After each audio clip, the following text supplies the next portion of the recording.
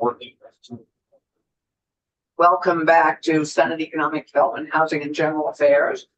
We're continuing our work looking at S 327, our economic development bill, and we're going to turn to section 11, which is, for those of you who are following along, section 11 is on page 10 of the bill, and is a request to add an enhanced incentive to the VEGI, the Vermont Economic Growth Incentive Program. And we're going to begin with our legislative counsel, Rick Sagel, talking just a brief history of VEGI and a brief history of the two enhanced initiative incentives we have for the month. So, Rick, it is yours when you are ready. Good morning. Rick Sagel with the Office of Legislative Counsel, and I just got into Zoom, so great timing on that delivery. So yes, I am looking at S 327, and I've actually prepared a little bit. I need to look for history. I have a little bit of history of VEGI. I was asked to kind of add. The question was, as far as the enhanced incentive in the past, was that a legislative proposal, or was that maybe a VEPC proposal, right, or maybe something in between? I don't have a perfect answer for you, but I do have some history that I went through the right, VEGI program in general. And really going back to 1998 is what I have on the screen here. And this is based on my research, the original creation of VEPC. If you're curious when it started. And back then there was no VEGI. It wasn't called VEGI back then. There were various economic incentives, and you can kind of see what they were. There was a workforce incentive. There was, let's see here, economic advancement research and development tax credit. So there was more incentives, specific incentives through this newly created VEPC system back in 1998. So flash forward to 2006, VEGI was created in that year, and there was not any specific enhanced incentive. VEGI did have VEPC had the option to kind of create its own enhancement if it deemed it necessary. But there was not a specific green VEGI that you've heard of, the environmental technology or the labor market that was not yet in existence. So this is 2007. That's when this bill was. Oh wait, I thought you said 1998. So 1998 was the original economic program. Oh, VEPC was founded. VEPC was 1998. Was I kicked out? You just got kicked out. No, good. Okay. You're just gonna. I'm having a computer problem this morning. You can't be kicked out if we're seeing yours. Right, yeah. I think it's opening all my Zoom windows that I tried to click on earlier, so I clicked on it 10 times, so that may happen again. So back to 2007-8, where you had VEGI created, and in 2000 and the next year you had the green VEGI added. So this is when green VEGI was specifically added. Going back in the history of the bill, there was no purpose statement. There wasn't any that I could find in committee testimony about who suggested green VEGI. My guess was VEPC came in with the idea of something, but there was no purpose in the act that said, this is why we're doing this, this is why. This is funny because I did a Green Jobs amendment in 2009, and the only person who could speak to that at the time was the Workforce Collaborative guy. Gosh, I could find his name. Yes. There was one guy, because Green Jobs was a new right. It was talking about. I mean, it wasn't brand new, but it's new to the legislature for us to start talking about this in 2009.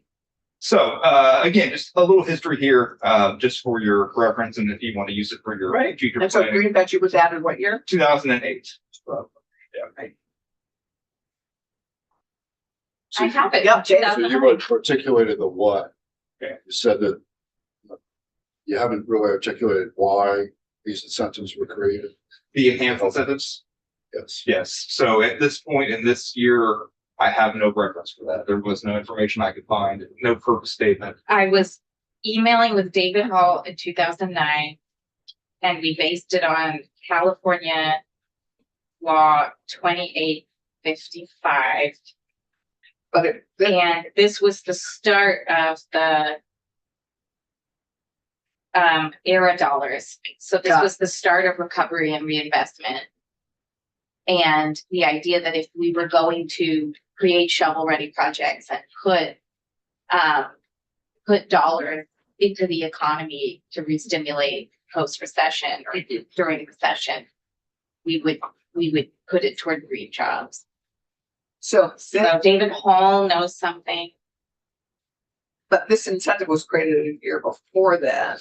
This is, oh wait, But this it was the has- start of the Great Recession. It has no it has no intent. This is why we So, need 10 sections. I have more information coming. I'm kind of Okay. going in chronological order. Cowden would also remember. Yeah, okay, So in jumping ahead to 2015, and really this is a 2016 session, but the adjourned session, Pepsi, at that point, it was Fred Kinney. He was the executive director of Pepsi.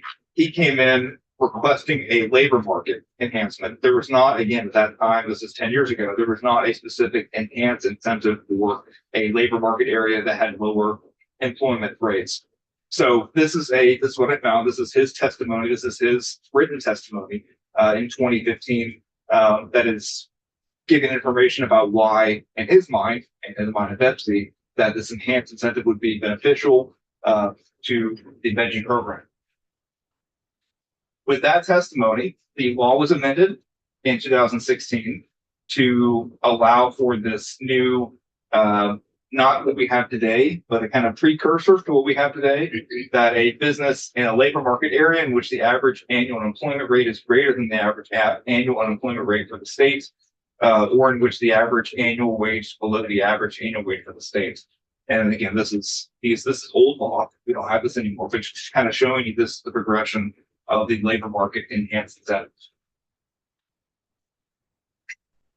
Also in that year, the veggie program was totally retransformed. It was moved to a different chapter in Title 32. Because again, David Hall undertook this. I don't know how he did this, but he undertook a retransformation. The enhancement didn't change. The enhanced incentives didn't change. It was just moved to a new part of the chapter. But I figure this is kind of a 2016, a big moment in time, because this is when you started having these sunset repeals put as well. You had, I think, initially a 5-year repeal of veggie put in. So there was something that when this was done, it was saying, let's keep an eye on this to make sure this is what we want to do, put a 5-year repeal on it. And of course, since then, it's been prospectively delayed. The repeal's been delayed every so often. In that same bill where you retransformed the veggie program, there was a report requested of Pepsi asking about these incentives, saying that why did we do this? why are the enhanced incentives necessary? So this provided some good information to me to read this and figure out what was happening back then. and that report given in January 17. This is, yes, 2017, yep, January 2017. So this report told the legislature that both in their minds, the labor market area and the green veggie were beneficial. That was kind of the executive summary. However, that there was never any purpose statements in law to kind of signify to the people and to you all, like, why should we do this? Why should we keep this? So one of their suggestions in this report was that you all, the General Assembly, actually add in purpose statements, not quite retroactively, but kind of saying that this is the reason why green veggie is beneficial and the labor market incentive is beneficial. So that year, the legislature acted, maybe then, 2018. 2018, not 17. No, but it was the first session, so it was 2017. Act 69, adding new language, the purpose statement for the labor market area. Pretty simple. The purpose of the enhanced, and this is in current law, by the way, the purpose of the enhanced incentive for a business in a qualifying labor market area is to increase job growth Yeah. in economically disadvantaged regions of the state. How that work? Oh, I'm sorry. Yeah, The green veggie as well was given a purpose statement to promote the growth of businesses in Vermont that both create and sustain high quality jobs and improve the natural environment. So this is a 2017. Since then, there have not been any major change to veggie, especially the enhanced incentives have not been amended in any major way. From my research, what we've done is the repeal is currently set for January 1, 2027. Right. Before it was, I think, 2024, and then yeah. Yeah. That's right. so, Madam Chair, the question as to who has developed these incentives. If I go back to this report where they look at this, they also didn't. So it's was not- interesting. They like Venus on the half shell. They should have merged. Yeah. I based on what I think the labor market area was a Pepsi. Based on what I've read, I think the labor market area was a Pepsi proposal that said, look, we think that this labor market area is a decent place to have this enhanced incentive. That's not 100% clear, but I'd say with 9% certainty. The green veggie, I have no idea.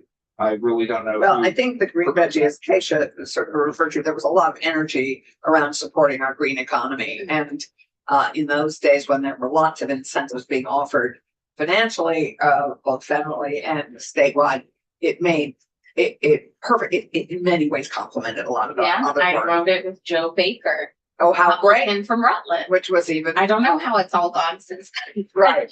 It was So what we can very much GE wanted it and others. Oh, yeah, there was a lot of energy behind it.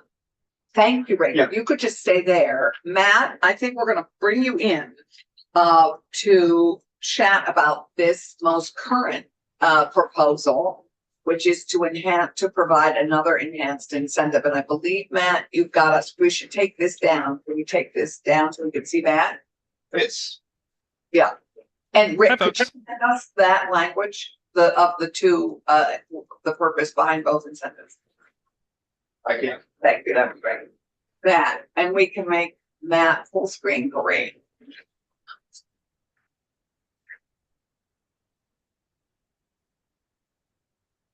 All right. Hello, everyone. Hi, Um, the volume, hold on, we're getting you up to volume. all right. Testing. Matt, welcome. Thanks for having me. I believe you've testified in this committee before. In the last year or two, have you met all of us, just quickly? I think most, if not all, but Okay. yeah.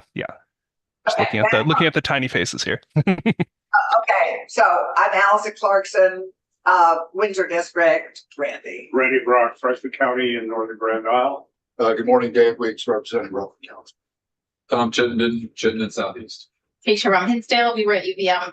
Yes. Oh, how nice. So, Matt, would you be kind enough to speak to us about how this enhanced incentive evolved and how you think it would benefit Vermont business at the moment? Yeah. So just so everyone's clear on sort of my role here. I'm the executive director of Vermont Employee Ownership Center, nonprofit. We received some funding from the from ACCD, among other sources. Right, mission is to promote and foster broad-based employee ownership, for broadening capital ownership, deepening participation, et cetera. Right, and from our perspective, right, the role that employee ownership plays in Vermont's economic development is these are companies that are sticky, that they provide good jobs, they lay people off at a lower rate, they provide opportunities to build wealth that otherwise wouldn't exist. And so from the perspective of the state of Vermont, having a greater concentration of employee ownership in the economy is something that has a number of benefits.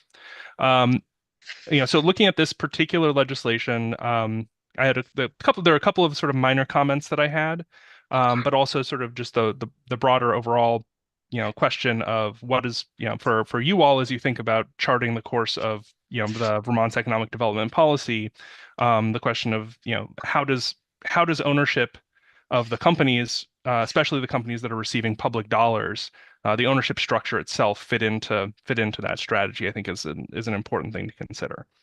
In terms of the legislation and kind of how it fits for us, right? We want to see more employee owners in Vermont. And there's really two ways of doing that, right? And we work on both of them. One is supporting the conversion of existing companies when someone wants to retire. I know another part of this bill has ownership succession as a key piece of the focus, and that is ownership succession to employee ownership is a really sort of important piece of our strategy and the work that we do. The other part is creating an environment in which employee-owned companies with their unique strengths can thrive and grow, and that creates more employee-owned jobs, and that connects directly to this legislation, right? And so I think when I was, one thing that immediately stuck out to me that I feel like was very, very important, and is something that we see in a lot of programs that in which employee ownership doesn't necessarily, isn't necessarily thought of when it's being crafted, was the creating the language that includes employee owners as employee owned jobs as eligible jobs. Previously, the owner jobs were excluded entirely, and so that felt immediately very important to me to make sure that employee ownership jobs are at minimum on par in this program. And one other minor thing just to be aware of in terms of definitions is so there's kind of two, when we think about broad-based employee ownership, the two definitions that have federal recognition and are used in this bill, right, are the sort of employee stock ownership plan, or ESOP, and the worker cooperative, which is defined in a few different ways. Obviously, when you're kind of working with setting the boundaries around these kinds of things, there's always going to be some nuance lost. And one thing I just wanted to tag about a specific company in Vermont, and this incentive is Chroma Technologies down in Bellows Falls. I know has been a veggie recipient in the past, is definitely a broad-based employee ownership company in our community, but is kind of a neither fish nor fowl, so doesn't fit neatly into either of these categories. And so one thing I would tag would be under the worker cooperative definition, the sort of the kind of the voting for the board on a one member, one vote basis. In the case of Chroma, they basically, as you work there, you accumulate shares each year, and it's your shares kind of determine your vote weight. And so that might be one thing that I just noticed, that under the current definition, Chroma would not be included, but if that were tweaked, something with direct employee ownership like Chroma could be. So beyond those kind of just minor things that I was noticing as I was kind of reviewing the language. Yep. The definitions are in section 335, is that right? Page 13, 335A. Yeah. Okay, great. Sorry, we're just trying to follow along, Matt. Yep. No, yeah. And if there's any sort of specific questions about that, I'd be happy to answer that. And if you had ideas on how to tweak that language that would include a company like Chroma, would you be kind enough to connect with Rick Sagel? Mm-hmm. We can do that line. We can look and we can review it. Yep. I'd be happy to. I think it would be a very minor language tweak that would do it, I think. So I'd be happy to send an email with that.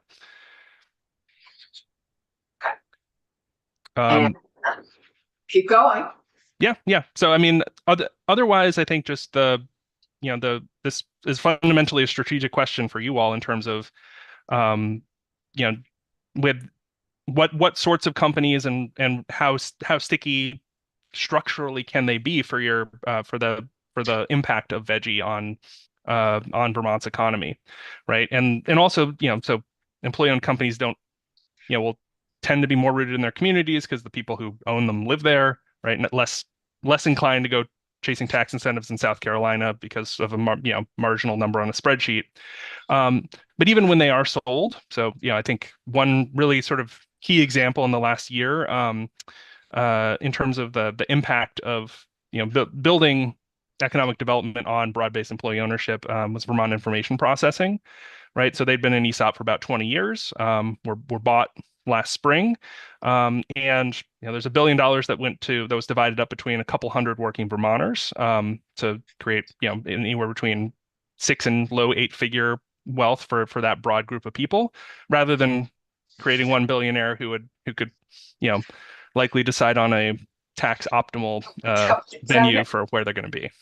And Matt, which company was that again? Vermont Information Processing in Colchester. Right. Yep.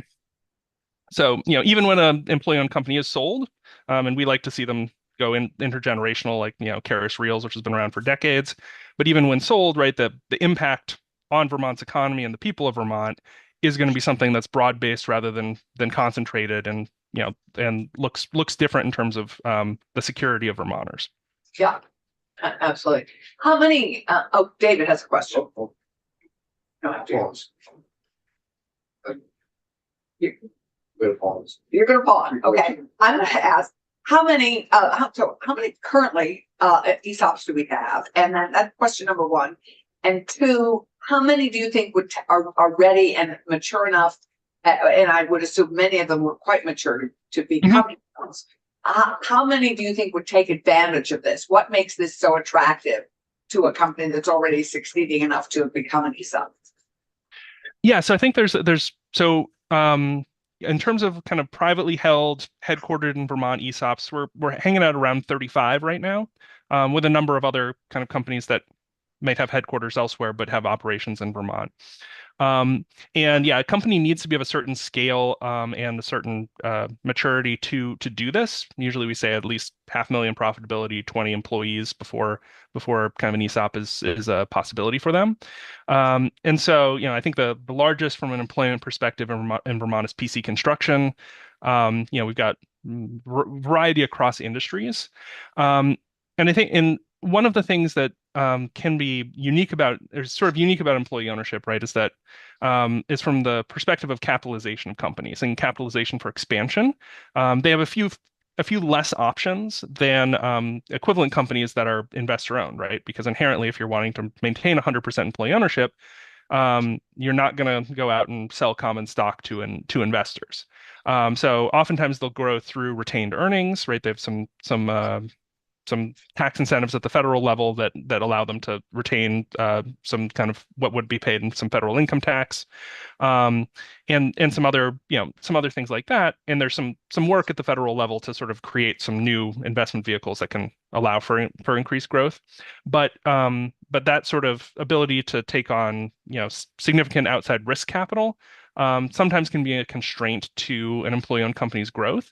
And so an incentive like this can be something that can be seen in some ways as offsetting that kind of that capital constraint for companies that are otherwise healthy, cruising along, looking for opportunities for growth, but might be somewhat constrained in that way. So I guess I'm not clear on the answer. That you think that there are enough that are ready to take advantage of this kind of an added incentive? This would be worthwhile. Yeah. So thinking about Obviously, you don't want to create a new incentive if no one's going to take advantage of it. Right. Yeah. No, I think there's a number of companies that are large scale enough, that are sophisticated and enough, and in a variety of industries in Vermont that for which this would be something that they could look seriously at, and would be again, because of that that ability to the constraints on the ability to raise capital, that this could be seen as an offsetting thing that allows them to take on things they otherwise might not take on. Okay, great. David, want to go back to you? Yeah, sure. I had the advantage for about 10 years of being working inside a fully owned company. One of the largest in the US. And the real advantage of an employee-owned company is that it motivates the employee for efficiency and return and what have you. I'm just wondering why the state is involved in this type of decision. This is something between the employees and the company owners. I'm just curious why the state has a vested interest in this. Know it from the inside. Are you asking in terms of this program in particular? Yeah, this, Yeah, I think, and if Matt, while we have you, it would be great to have you answer that if you want, why do we need to give any advantage to employee-owned company when essentially the very fact they're employee-owned is the advantage? It's one of the advantages, I think. It's a huge advantage. Yeah. Yeah, I lived inside it, I know. Yeah. Mhm. Yeah, so I think from my perspective, there's a few pieces to that, right? There's the sort of benefit to the state and the kind of question of the economic development goals that you all have, and then there's the question of what from the perspective of the employee-owned company itself. I think from the state's perspective, there's the question of you have a limited number of economic development dollars where your goal is to be growing, with a program like this, right, to be increasing good employment.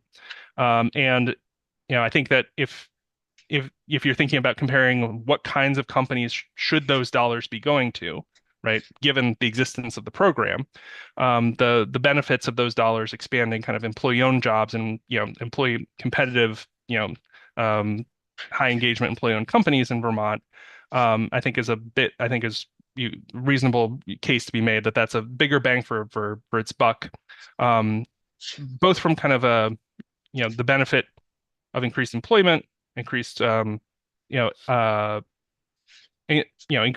increased employment that's going to be sort of sustainable within the state, if the goal of the state is to sort of have that kind of thing, compared to a company that might not be as sticky.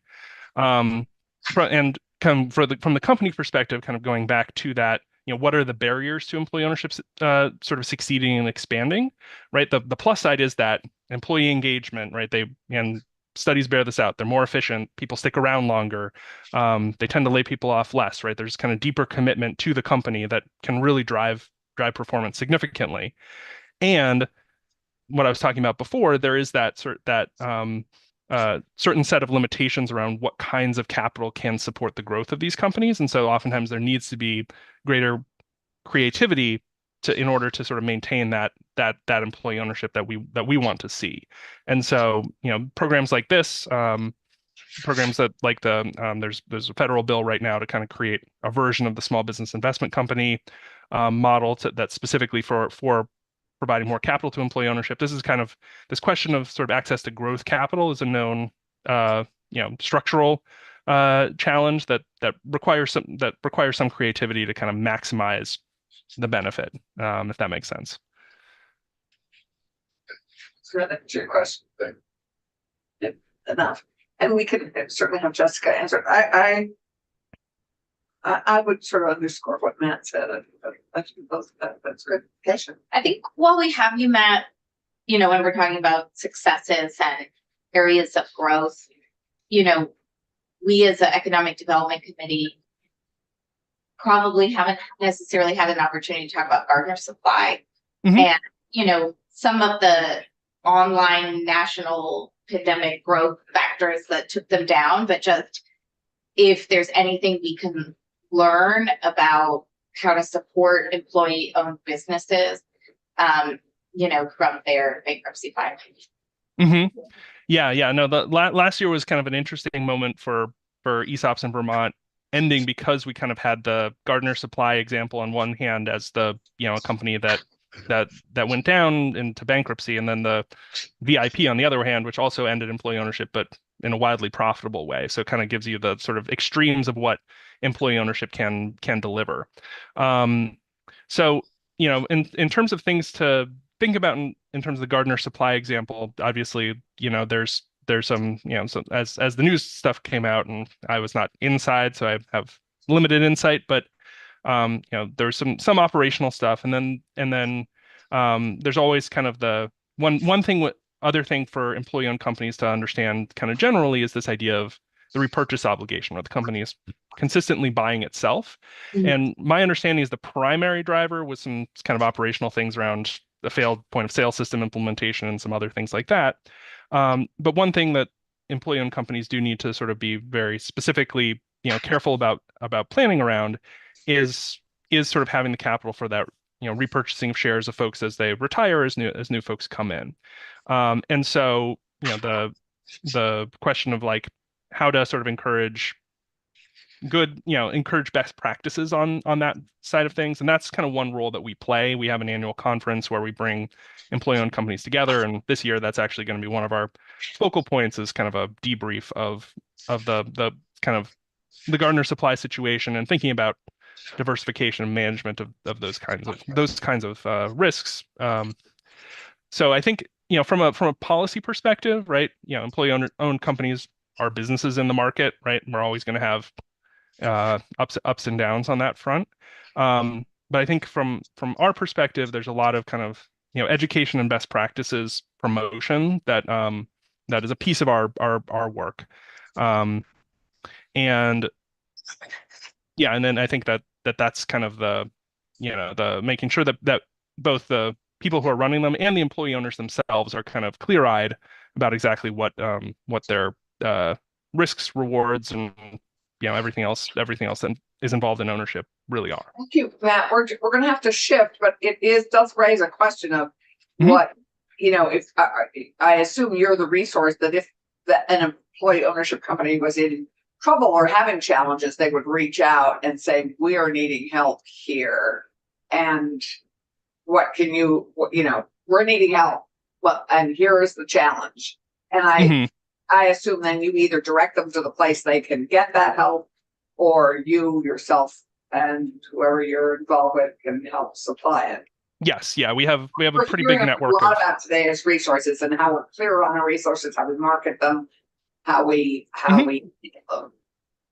So are you that resource for them? Yes, we are often a clearinghouse. I will say I had a conversation with them a few years before things went sideways to really sort of help brainstorm and connect with kind of alternative capital sources, things like that. So we exist, we're an educational organization, right? We exist to be a resource both directly and then are connected to a lot of other national organizations, professionals, et cetera, who have a lot of that expertise. Right. Thank you so much. So you think in sum, this is in your opinion, this is a worthy addition to our enhanced incentives? And yes. Yeah. I think it's, again, in terms of our goal is to see more employee owners and, benefiting from, from the opportunity to own the places that they work, and that something like this supporting the growth of employee-owned companies in Vermont would be kind of a step in the right direction. Right. And there are only 35 of them in the first place. Yep. And there's another, so of the ESOPs, there's another about 20 who are the smaller kind of worker co-op companies, but I would imagine it'd be the ESOP scale ones that'd be more likely to access the incentive. Great. Thank you so much. Really appreciate your time and your input. Thank you, Rick, for that additional piece of information. And now we're going to move to Lyle and Heather talking about sections 7 and 8 in our bill. And then if we have time, we're going to have BBSR join us on section 8. So, thank you. Thank you. After this, Lyle and Heather, do you want to come together? Because this is really a together proposal. Well, pull your chair up. Just pull your chair up, and then we'll have you both together. And start as you want. So, excuse me. It's good to have you both back. So one of the things we're focusing on this year is identifying what resources we have for what businesses at what stage in development. As going back to our website, and after some discussion in this committee, this is sort of where we landed, which was asking two of your departments together to do what is embodied here in this section, which is basically do an inventory and identify, do an inventory, and then of the resources we offer and how are we currently marketing them and promoting them to the state so that people can take advantage of them. Take it away, Lyle, brother. Thank you for having us, Lyle Jepson, Commissioner for Economic Development. Always appreciate the time that you give to allow us to come in and talk about the things that are going on. We just to remind you, and I'm thinking of the task force suggestion in this bill, which is sort of the next step. We already are engaged in a task force right now for the convention center. There should a convention center be in Vermont. That is taking some time, as you know. So basically, what I think Heather and I first wanted to, or I wanted to do, was to make sure that I'm clear on what it is you were looking for. So that when this is at completion, what do we have in here? And what are we then able to market out? And when we talk about marketing, to us, it's really about communication. That marketing, I think right now is a big focus on, we need more people in the state of Vermont. That is taking up a lot of time to get more people here. Our businesses need more staff. I see our marketing department, through Heather's great work, doing wonderful things with that. We need to communicate, which I think is what you're focusing on right now, communicate the opportunities that are out there for all stages of business development. There's a lot out there. And I say that from my background as an RDC director in Rutland, that there is a lot out there. You just heard about some of it from Matt right now. There are lots of Matts out there. Yeah, we heard all morning, actually. Right. So you're hearing from a lot of different support systems, whether it's Wayway or whether it's Matt or someone else. So I wanted to make sure that I was clear on what it is you wanted to have the outcomes be. So I wrote them down in Lyle words, and then you can tell me if that's what you really said. One of which was the creation of an inventory of resources that would serve businesses at each stage of development. What are those resources that are in the state of Vermont that are available right now? 2, recommendations on how to communicate those available resources. How do we make sure the small business in Irisburg and the big business in Bennington know what those resources are? And what are we doing now to from the state's point of view, from ACCD's point of view, what are we doing now to help them Great. access it? Third thing I read was report on what the state is currently doing regarding access to capital. Want to know, how are we supporting? Are there grants? Are there loans? Are there what's out there? Thing was opportunities for education on succession planning. You might have been talking a little bit about that with Matt, and there are other opportunities out there as well. Then the 5th thing was research investor education to high net worth individuals and what currently exists. How are we connecting the dots between people with money and businesses that need money? Right. And that's, I think, more into Section 8 and into the task force and how your work on an inventory, what we have to offer at the moment, what are we doing? And then I think the task force is really designed to then take it, notch it up and take it to what do we still need to do? What are the holes? And how can we, what are the resources that are needed still that we aren't providing? And then the additional piece on access to capital. I'm not going to throw Nick Grimley under the bus, but I did not introduce Nick Grimley. Oh, yes, Nick is here. Nick, it's so good Deputy to have you. Commissioner. Okay. And I'm not throwing you under the bus on that. So at this point, I'd like to recommend potentially a change or a shift in what you are thinking about. My question to you is, why 2 years? Why do we need to take 2 years to get information? This is a rhetorical question that we need an answer. Why do we want to take 2 years to get an answer to a question where I think, if I understand the assignment correctly, we can go back with our team and we can put together the answers that you're looking for. Actually, my understanding, I think we had wanted it to continue if needed, but I'm not sure that that's, we could, that deadline is something we could chat about, but I think our thoughts were that it might need to continue to work. And it was your conference committee, you're done by the end of this year, I believe. Yeah. Is that right, Nick? Yes. The convention center work is done by the end of this year. Good to know. Yeah. My thought also is the amount of time that it takes for everyone to come together in all of those meetings. And my thought is, if you allow me to be so bold, Yeah, is to reassign this to our department, allow us to go out and bring back to you at a point specific that report you're looking for, answering those 5 questions that. And what I would do is I would send those questions to Yvette, make sure I've got the right questions. yeah. Well, we'd have them in the we'd be charging you to do this, which is right. And I guess what I'm suggesting is that the charge would be in the absence of bringing together all of the different players, all of whom are important, but all who probably have other things to do. And maybe you would like to see this report. You would like to see this report and then decide, do you need a task force? Do you need to now spend time doing that part? If not, great, because as an former RDC director, I want something like what Nick has in his hand right now. And he can explain it a little bit better to you. Because I think, if I'm not wrong, this is closer to what you were interested in and what we talked about at the Pepsi conference. And you're going to see a name on here from distant past. But this walks you through, and some of these places are not currently in existence. There are others that are now in existence.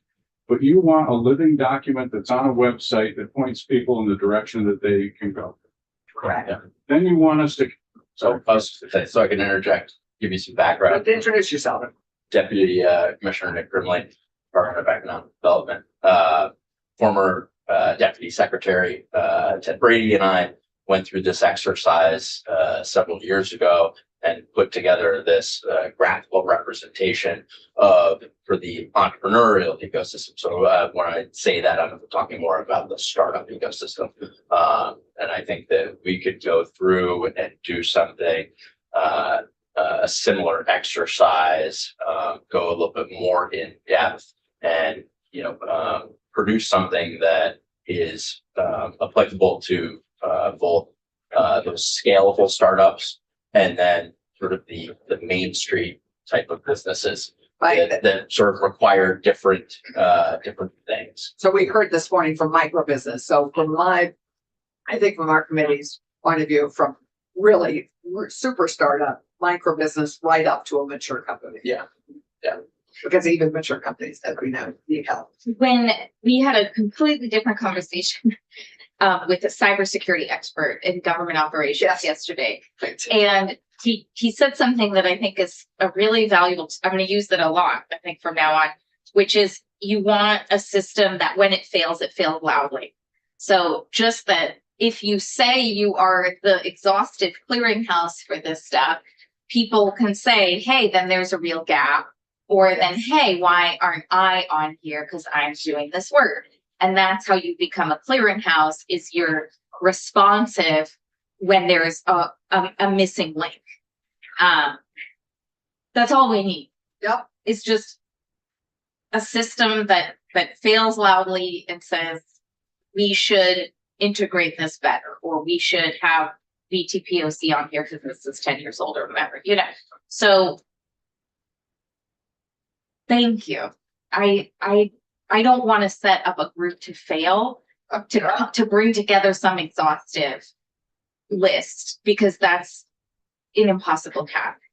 But just to create a system that says, here's where you should be seen. And if you're not, that's a failure on our part, and we'll now bring you in, whatever. The opportunity to opt in. Yeah, Exactly. They know they're missing and they should be. Exactly. Well, I think if you were willing to take that on and we had a deadline, we had a report, the conclusion of this piece of work that you're suggesting by this December, so that we can review it, support it, and help add whatever is needed. I think that would be very exciting. And I think we would all appreciate that. I also think we would appreciate Heather's brilliance being added to this work, because I think we heard Wei and Nicole Kelleran, and the less with the CAPS, because they don't have the budget to be marketing what they do for people. But we definitely heard Wei and Nicole talking about their outreach in it, and all of that rolling together, all of us honoring the different resources and different skills and talents and expertise that are brought to the table to help our businesses. This is one of the best ways we can actually, these are our tools, our resources are our tools for our businesses. And if we can market them better, and if we can promote them better, and if we can be clearer on what they are, so we don't have duplication, that would be great. And if you guys want the first step at that, I think that is a great idea. And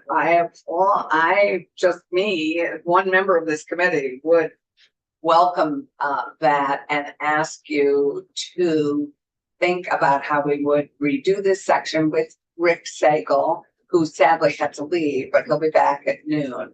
But if we could, Nick and Lyle and Heather, if we could work with Rick to refashion this to reflect your generous offer, I think that would be great.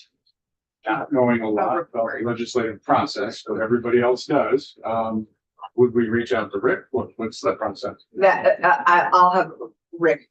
Yes, I think we'll put you in touch together. I'll put an email together that includes you all. Can I, Yes, Dave. I'm can I sorry. jump in before Heather talks? Is Yeah. that okay? Yeah. Go to the Think Vermont site, It's a great site. great site. There are other great sites too. The Secretary of State's office has a great site. Our site's pretty good, but it's not as flashy as. No, it's, I hate to say it. Okay. It pales. Which takes money. So at any rate, the information's there. We need to put it in a process where people access it, can opt in and out as things change. And design it so that people can. So that's my cue to jump in, for the record, Heather Pelham, Commissioner Department of Tourism and Marketing. I think a lot of what, Commissioner Jefferson is saying, we have this information, so maybe, as we've talked about, even if we what's in the legislation versus what we know we have already. I did just want to kind of level set a little bit in terms of like the roles of Department of Tourism and Marketing.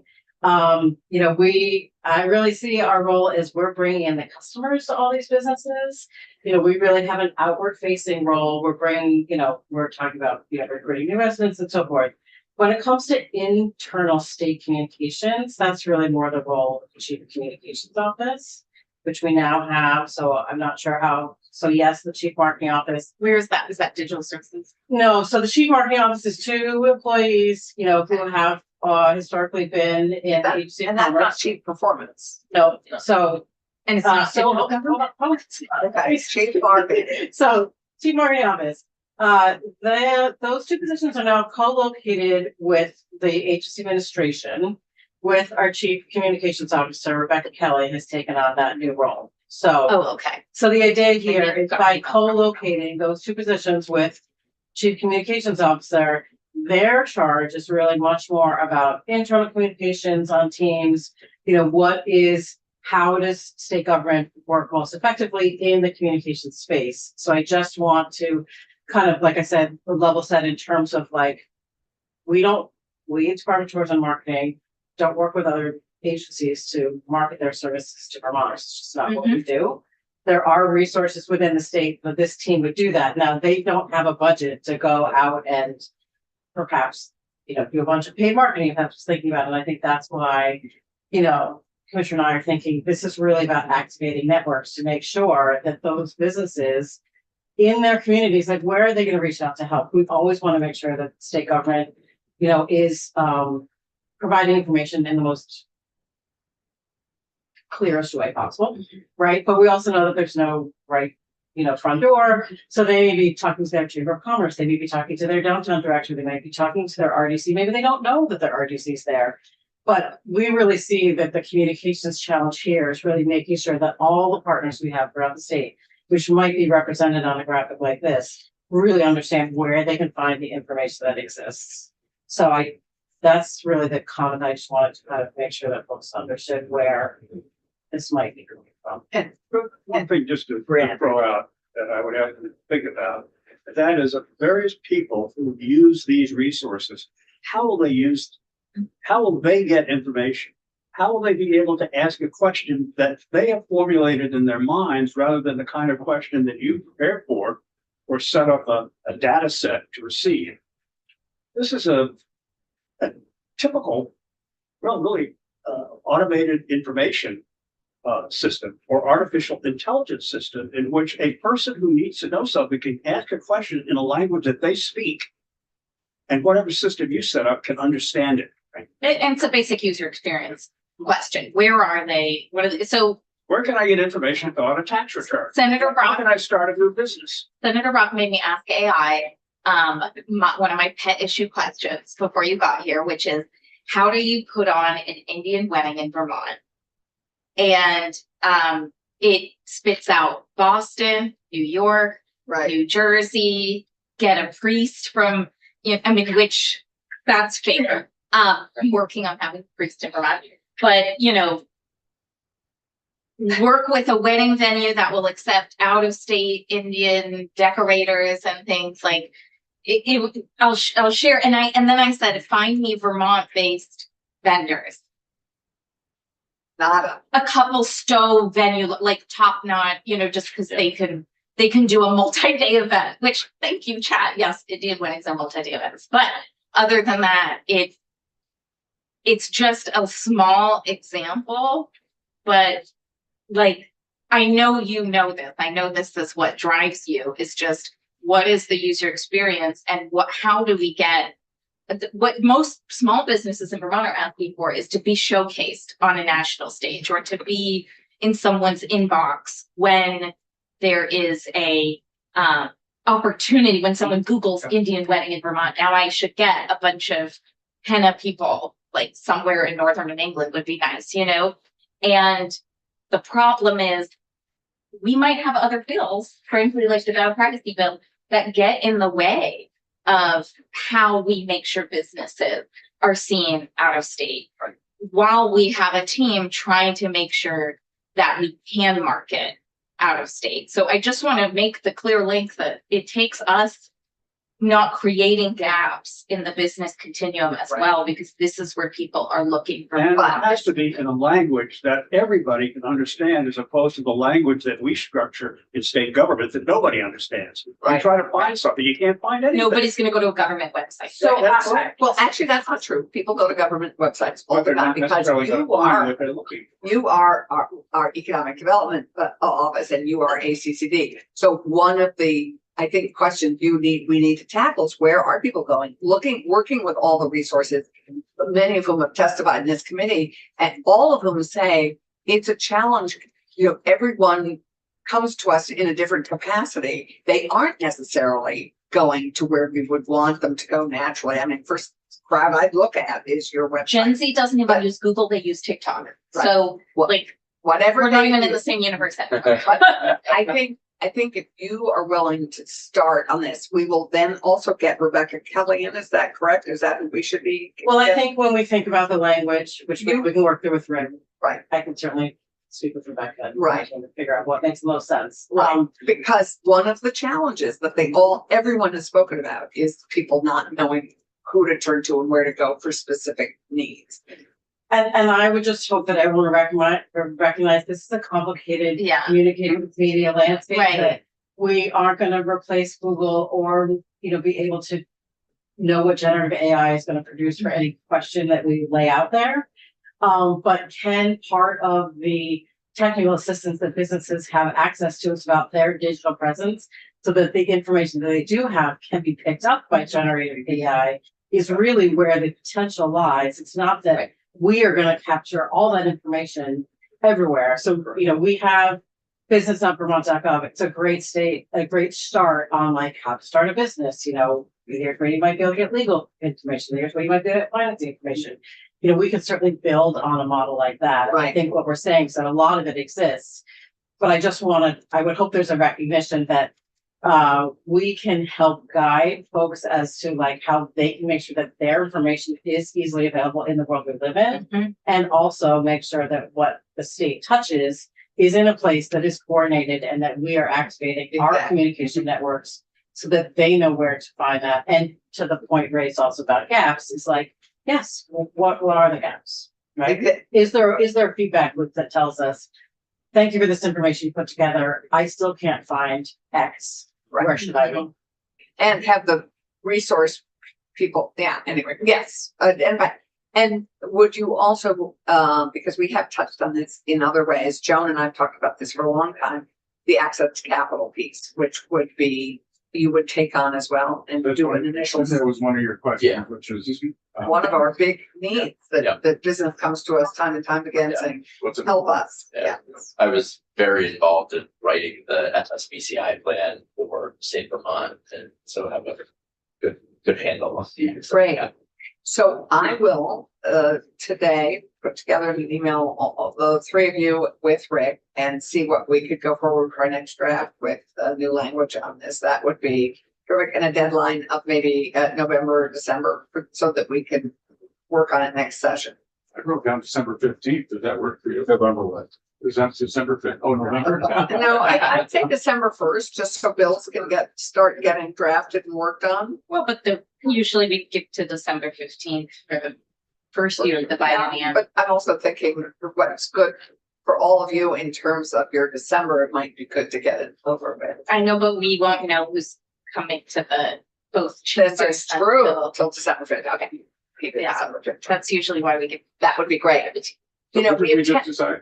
what? What did we just decide? December 15th. But something's happening. It is the beginning of a new biennium Okay. and there will be new players. There's no question. If we're agreed on that, I would love to, because I have a special request from David Weeks. Special request from David Weeks is he would love to see Heather's work that we don't see. And I'm just wondering if we could pull that up quickly with either Thomas or Kiara. Can I Yeah. submit that I think she needs to be prepared for this? Oh, no. Really? Heather's on. Looking for, Okay. what is the Vermont brand? If He- you're outside Vermont looking in, what do they see? And we could go to Think Vermont quickly, don't you think? And show David a little bit of that. Well, I guess there's two parts of that, which would be, are you thinking in terms of relocation and recruitment, or are you thinking in terms of visitation? Because those are gonna be, I think both. I think yes, yeah. right, so the thinkvermont.com site is, our outward facing. Here's our information about how we quote unquote sell the state for, town attraction, new residences. She's got it. Can we put it up? And vermontvacation.com is for visitation. So now if you're asking for me to I can certainly provide you links on, what we have out in the market for our winter campaign, if you're thinking about things like that. Let's do um, winter campaign. I'm not trying to. So you're not gonna see, yeah, so Okay, this this is Think Vermont. is Think Vermont, and I guess I would just say so to me, there's a lot of levels to your question. So one is we use a lot of different tactics to get people to think about Vermont, whether that's for relocation or if they think about visiting here, right? All those tactics will lead up to this is where they will land as a call to action, but it's not going to show if you want to see how people might get here, that's a whole different level of English. That's all. But once they're here, Once they're let's just yeah. say you're wooing a business or relocation. Which would you like to see first, David? Tourism. That seems Oh, to be. So that's a different website. That's Vermont Vacation. I clicked on find a job, Okay. which I thought was good because everyone wants all the sites. And really, with the Think Vermont site, really what the major call to action there is for people to connect with a Vermonter. So that is you've raised your hand, you're interested in moving here. That's how we connect folks with our Grow grantees. I understand you've heard from Fish the Color Network this morning. They are one of our grantees. So when people, right, so this is our visitation site. So, Okay, this is, bouncing back and forth. Beautiful. no, that's okay. So Um, where, for David, that's what David asked for. And Yeah. Kiara has pulled it up for him. Where do we go now? Well, it depends what you're interested in. What about real estate? Well, What about if you need a business? We're on, better home? we're on business. So Oh, let- sorry, I'm on the Think Vermont website. I know. Well, what's where we all, I think this is all comes out of Think Vermont. No, they're two very separate properties that have a different message and a different goal. So Vermont Vacation is about folks who want to come here on vacation. They want to come here for a season. They're visiting their friends and family. They're coming in there in summer to do whatever it may be. Our content is organized. I mean, as you can kind of see, what do you want to do? And then there's these are different activities. Where do you want to go? We have, our different regions and what sets them apart. Where, here's our events calendar, here's our business directory, this is how you might plan your trip. These are, itinerary suggestions and so forth that we help. That's one way we help to get people to different parts of the state that they may not have heard about. So that's what Vermont Vacation is. Think Vermont is really primarily talent attraction / it's, we've often said it's people who live in Vermont, right? Because they see themselves here as a lifestyle. So that's why the primary driver there is to make sure that we can get them further down the funnel. That all of our work is getting people further down. The It's funnel. just funny. It says find a job when the challenge people have is find a home. Well, Like- there's lots of there are challenges. We focus on the things that we can be most effective and helpful. What I would say is hopefully people will find their way to the Connect with Vermont forum. They find themselves in the growth grant pipeline they're connected with a local Right. representative who can then help them answer that But question. about maybe, where can I maybe find there a could be home? a section on first generation home buying I mean, it says live in Vermont. And so, I mean, there are housing resources that the state have that might interest. And that's where the grow grantees come in to be able to provide that one-on-one service so that we're trying to focus on making sure, because everyone has a slightly different question. Right, Right. so we want to make sure that they get the answer that really aligns best with their one particular need for their family or so forth. And Lala, you had something you wanted to interject. I don't often go to that site because I'm here. So But- you want to go to Think Vermont, the Yeah, the landing page If you for were to Think go Vermont? to the, That's not this? That's like, come on, yeah. if you were to go, which site am I looking for? I- The Grove, I want to go to the Grove. That's not here, right? So this is the Think Vermont site. This is where people will get connected to the grow grantees. Yes. So this is an extremely valuable site to the regions. Going back to my RDC days, we would get emails from people through this, and then we would answer those very specific questions. And then the RDC where I came from has a link where you can go to a job site for local jobs. And then we also connected them with realtors. And so it was that personal touch. Right. This That really follows allowed. up on this and And it then, has to happen quickly. And they say this then needs to happen quickly. So they give us money to make sure it happens quickly. got it. I'm just saying. David, what would you like to see? Schools. Colleges, as an example, but, so these are good websites, okay, I'm just curious, okay, what else? Is it, to somebody's point earlier, TikTok, or, where are you? She's Where- everywhere. Well, That's what I'm state asking. state of Vermont's not allowed to be on TikTok, so just so you know, so, States, it's not allowed to be on TikTok. yeah. So, States. the state agencies are not allowed to have a presence on TikTok. That's a question for ADS. If you want to know why that is or why that isn't. So that's just one. Okay, ADS, hourly, that's our rule. So your question was about, so if, yes, information on living and working. So, a lot of what we try to do with Think Vermont or a lot of state websites is that it's impossible to be the one source of information. What we are trying to do is make sure that we can help people find the information they need, right? So we can then, like the HC of Education, who is much better equipped to say, these are all the schools, they have the capacity to update it, right? The last thing we want to do is, try to provide an exhaustive list of something that we have no ability to update and it's outdated before we even know it. So I would just say that our approach is to make sure people can find that information. Okay, I'm just wondering, because you said live, work, Yeah. but not educate, but, okay, so you kind of threw this out as, without any it's real some time. I preparation, just but thought, you where- asked for this. where else do you market?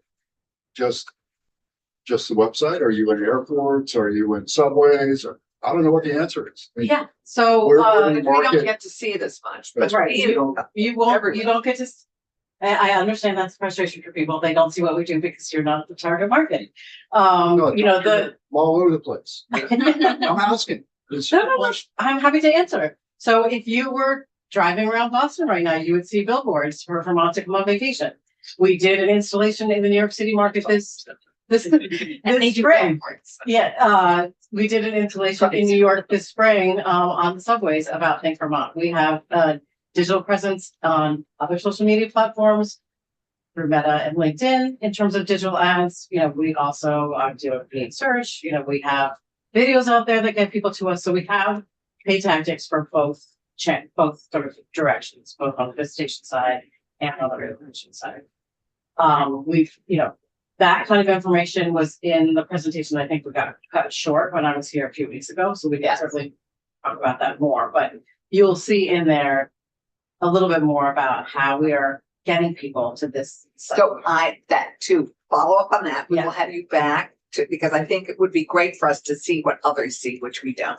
Sure. And so if we could have you back for half an hour, 20 minutes, half an hour, what do you need? Half an hour would be great. Okay, We're great. racing to run out of time, so.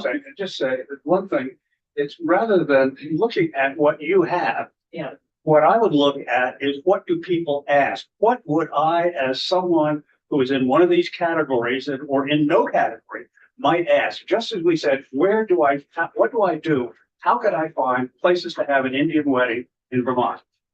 Ask a lot of questions like that people may ask who aren't getting to places that we want them to get to.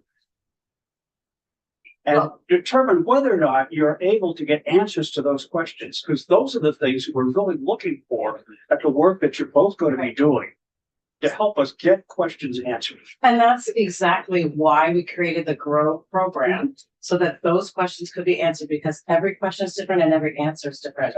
So I think it's been quite successful, and I'd be happy to have, so Lyle has been a recipient, but we could bring in other recipients of GROW grantees. They could tell you more about how they manage that. And sure. Right.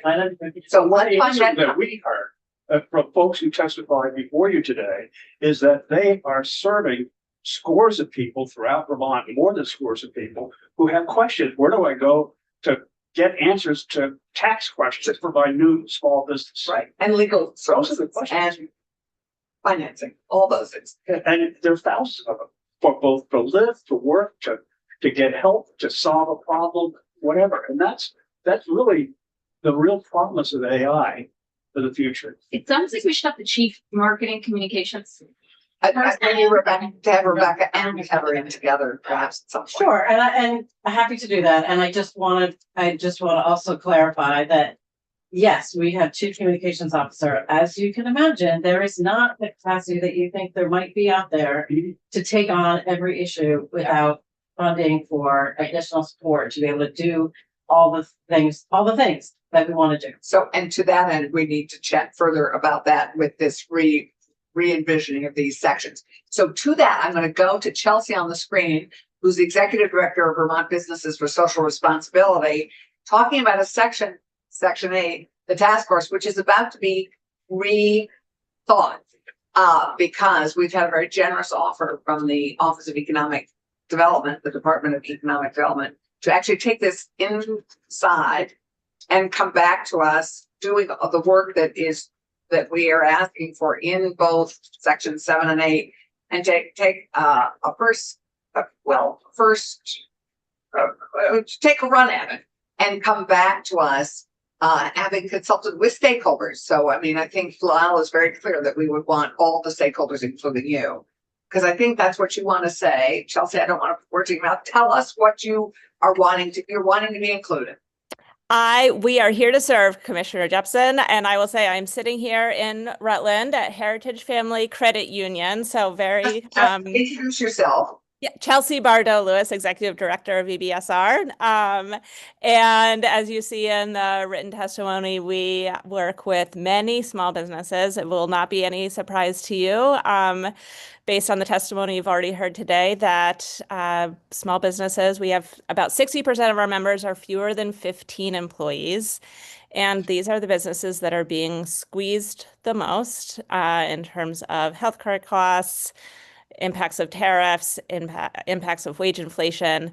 And they're also being asked to do the most in terms of stepping up in their communities, being on the local chamber boards, being on the local Rotary clubs, and really on the front lines of protecting democracy in our state.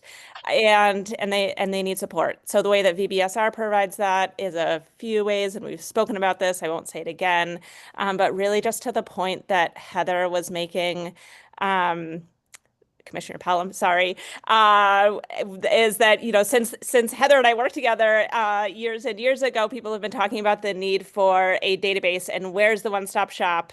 And yes, absolutely, AI offers new opportunities to do that.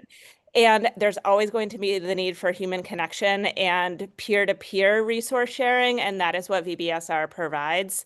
So I think standing up the organizations that are represented in this bill, we fully support the funding requests that are in this bill for our partners, and support adding VTPOC as an incredible resource for BIPOC-owned businesses.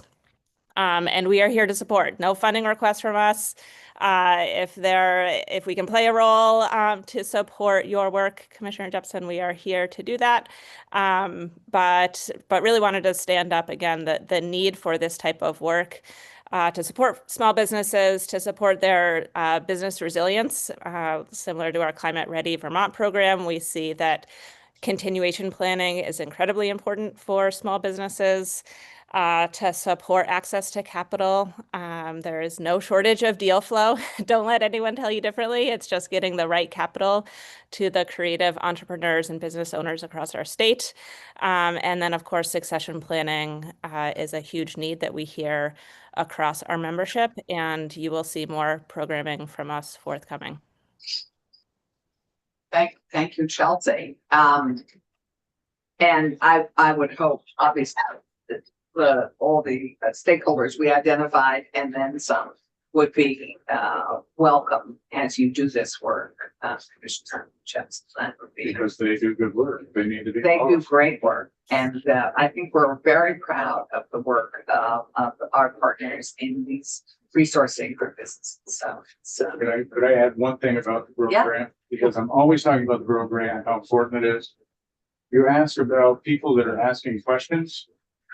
The questions that we received when I was in Rutland through this process included things like education, included things like housing. But almost the number one question was, is it safe where you are in the state of Vermont? And it was coming from Really? the BIPOC community. And it was coming from people who live in other states where they do not feel safe, whether it's politically or because of race or because of sexual orientation, they do not feel safe. And Vermont is a bit of a magnet because of that. that they're That's perceived not a- because it's the second or first safest state in the country. They feel like Vermont is the place to go. And they just need to find a place to Live. live. They need a safe Oh place my and they God. need to find a house or an apartment or whatever.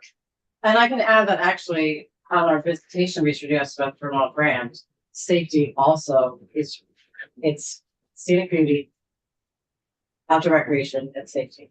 And that's thankfully what people associate with Vermont. That's why they come here, whether it's for weekends or regularly. So if the And governor's health, watching, actually, we rate number one in health. the governor's watching, he needs to hear us say public safety, affordability, education, and housing. Those are his priorities.